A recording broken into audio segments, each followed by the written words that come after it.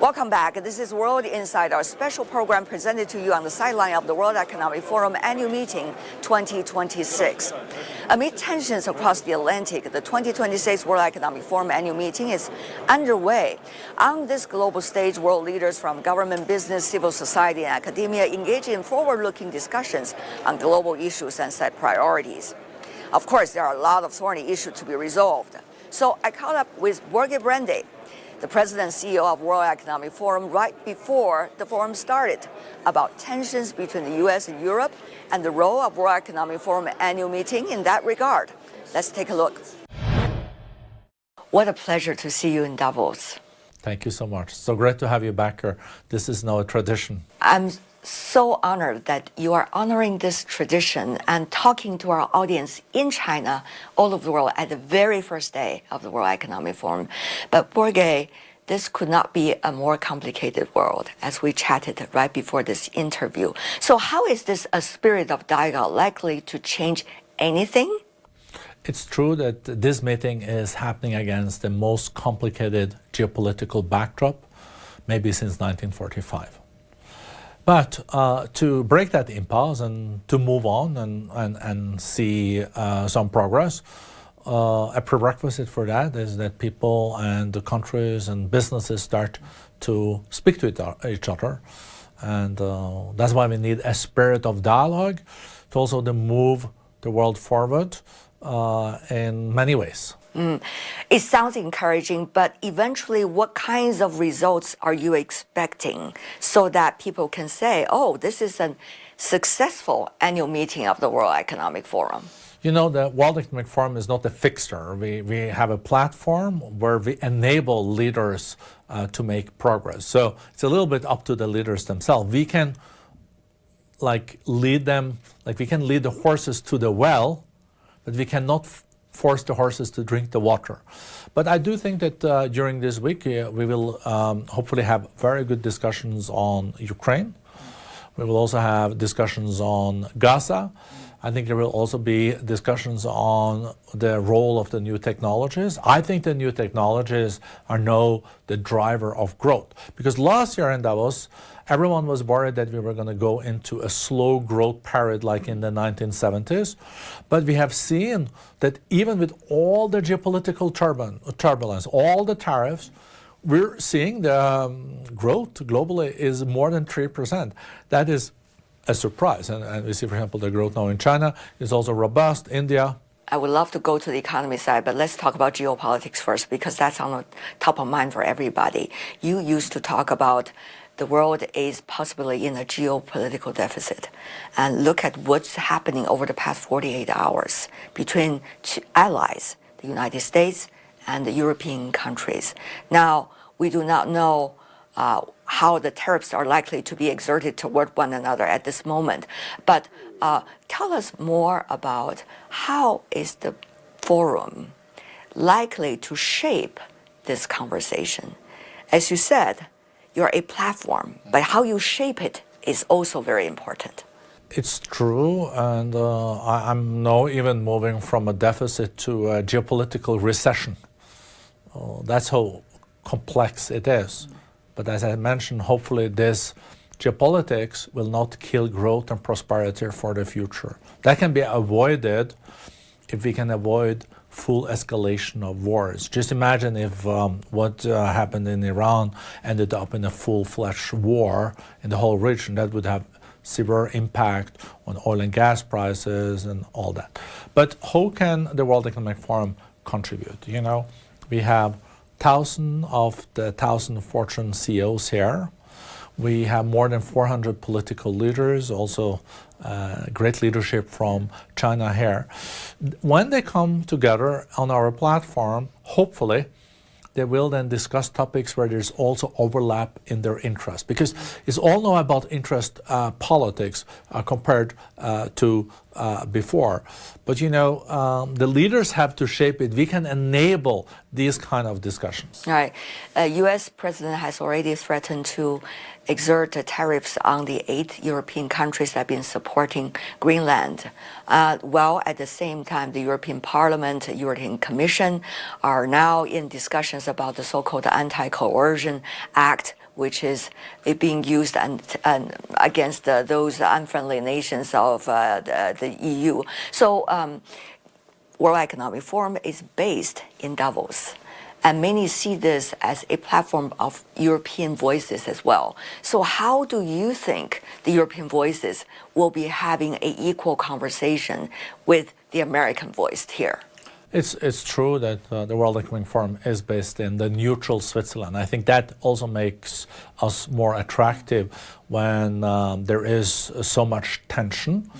I think our platform is trusted. We are as Chinese as we are American, we are as European as we are African. That is our strength.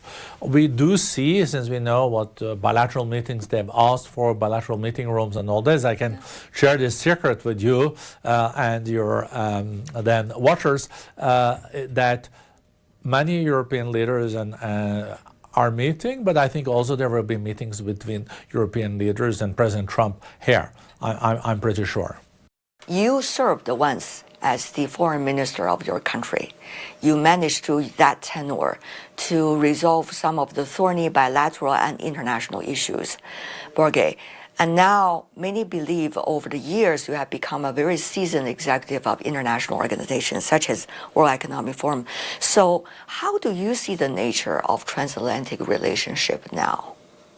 If you were sitting in their chair, what would you do? And as a result, how do you facilitate them to do so? We are, of course, observing that the transatlantic relationship is now being discussed.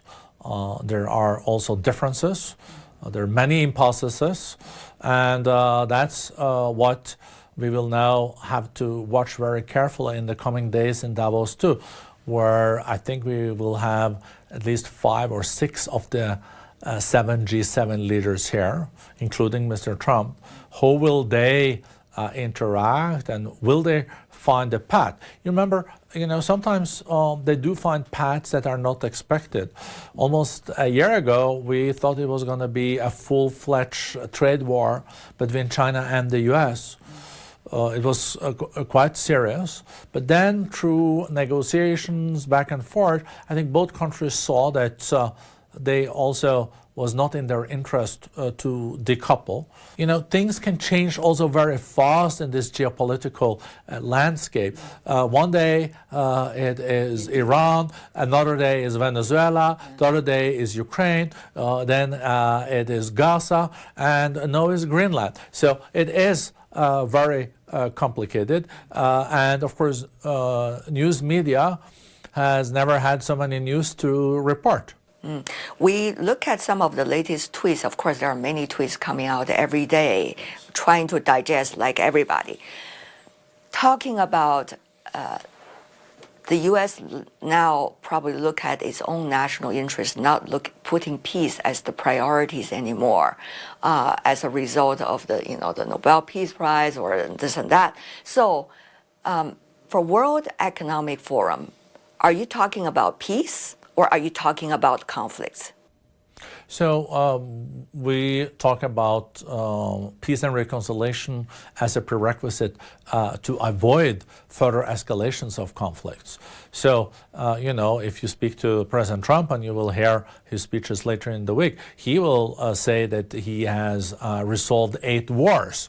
And that is his perspective. And there are, of course, different perspectives on this. And that's why it's important that the World Economic Forum doesn't get involved into these kind of rhetorics. We do think it really matters that the leaders can be here and we can have a constructive dialogue. We're very pleased, for example, to have Vice Premier He with us here. He's had such an outstanding career, also with the chair of NDRC before, but now also navigating the whole economic and also trade agenda for China. So everyone is now very interested in what message he will send, and I guess he will build probably on the message and a very important speech of President Xi Jinping in 2017, where he underlined that it is important to stick to the win-win model. That's Borge Brende, President and CEO of World Economic Forum, talking to me about the latest development in the cross-Atlantic relationship and what the World Economic Forum could do to serve as a platform. The global economy has been surprisingly resilient, said Borge Brende in my interview. China's economy has shown strong resilience and continues to contribute most of the global growth. On the sidelines of the event, we talk about China's development and global innovation, not only in AI, but also clean energy. China has been proposing different initiatives over the years, and particularly the Chinese philosophy of how it sees the multipolar world. How is the forum observing these initiatives, these suggestions coming from China, and what do you think is the right way to go? We listen very carefully, and we are in a privileged situation that we have had senior Chinese leadership here in Davos every year, but also we have the tremendous summer Davos. Then in Tianjin and Dalian, we're going to Dalian in the summer under also the leadership of the Chinese premier. And, I think that speech in 2017 from Xi Jinping had a lot of impact, and next year it will be a 10 years anniversary for that speech. So of course we will be very honored on the 10th anniversary of that incredibly important speech to have President Xi Jinping back in Davos opening our meeting. The 15th five-year plan, China already made it to the rest of the world at the end of last year, the outline. Now, how much do you think that can, in a way, enrich the conversation here? And meanwhile, how much do you think others can also participate and be a benefiter as China progresses? We're already benefiting because China growing around 5% contributes to almost 30% of the overall global growth, maybe even more. So the Chinese growth is beneficial not only for China, but also for those that do export and also deal with Chinese businesses. What is interesting now in the new 5 years plan is also the focus on research and development, innovation, and also that China has taken a different approach when it comes to artificial intelligence, is open source, and that represents a different approach. And we're seeing now so many unicorns, startups, and also innovators in China, and that ecosystem is something that we're following very closely. And we will have a special focus on this also during summer Davos in Dalian. Artificial intelligence, whenever we talk about it, not only the benefits it brings to all of us, but also the cooperation and competition dialogue. So what do you make of that, especially between China and United States? Both leaders of both countries are likely to be here. It's true. I think we just have to realize that in the real political world, there will be fierce competition between China and the US on who's going to lead on the frontier technologies. And China is investing so much now in R&D and also to strengthen this part of the economy. China is already leading on the renewables, solar, also wind, speed train. And now I think also on the EVs, the electrical vehicles, we have key people from BYD here, and Europeans are also buying a lot of the BYDs because they're good cars. Batteries companies as well. Yeah, exactly. I should have mentioned that. The battery companies, the revolution in battery storage and the prices for batteries is to drive down the prices like happened with solar is a prerequisite for also future revolution in electrical vehicles and also storage of renewables. Then you don't need to balance it as much as in the past with coal or gas-fired power plants. Now, the forum has always been an advocate for clean energy and for energy efficiency. However, we have seen some setbacks as being expressed by certain politicians, not only just in the US, but elsewhere in the world, about whether they will achieve the goal or not for carbon peaking and carbon neutrality. How does the forum see this kind of apparent setbacks? Dynamic in the investments in renewables and all the decarbonization that is happening, that train has left the station. It's going to happen. So if there is stalemate in international negotiations about targets and all this, that's a different topic. But we're seeing now trillions of US dollars invested and investing companies in this new low carbon world. And these are business decisions. And it's fascinating to follow. Solar is now 1/10 of the price 10 years ago, and in most countries solar is the cheapest way of electricity with zero emissions. And if there can be a breakthroughs in storing this kind of electricity in batteries that is much cheaper, you will see that there will be other states and countries than China also that will then develop into so-called electro states. The World Economic Forum has been a forum in which a lot of stakeholders are coming together over the years. You've been serving in this organization for decades, and you've been traveling to so many parts of the world, including China, several times a year. So many in China are asking the question, how will the forum remain, and probably even better, be a stabilizer of the world, given your structural changes of the organization, given the dramatic changes going on in the world right now? So the World Economic Forum played a special role in what was called the time of globalization. But now we're in a different context, and I still think the World Economic Forum is important, maybe even more important, because now there's so difficult to even get the right people in the same room. And since we are a multi-stakeholder platform, business, governments, international organizations, and also the leading scientists, we have 10 Nobel laureates here in Davos, I think it's even more important for us now to fill this role as a bridge builder. And I think what the English say, the proof is in the pudding. And we never had this kind of historic numbers. We have 400 ministers, we have 65 heads of state. We have all the key also tech people almost here. So the World Economic Forum is doing well, even if the world is not in its best shape, but we also do think that we can get it back on track. But in the earlier interview, you talked to the journalist talking about the World Economic Forum, saying, do not fix what is not broken. Exactly. Which means you try to be a stabilizer of this organization as well.